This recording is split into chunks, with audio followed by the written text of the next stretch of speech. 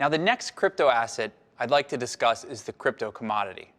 In the real world, a commodity is something that you can purchase and be used for other means. For instance, oil can be used to power a car or power a factory. And crypto commodities are decentralized assets that fulfill similar capabilities. Now, in the crypto space, the first crypto commodity can be held for computational power. There are decentralized networks that are being created, and some are already available, that allow you to do high-end computational calculations that you could only do with a supercomputer. Now there are protocols that allow you to pay for computational power in a wide variety of networks in a very dispersed way. The next crypto commodity deals with network bandwidth.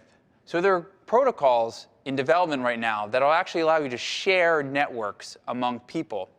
And it'll allow you to pay for these networks in a decentralized way with no centralized point of control.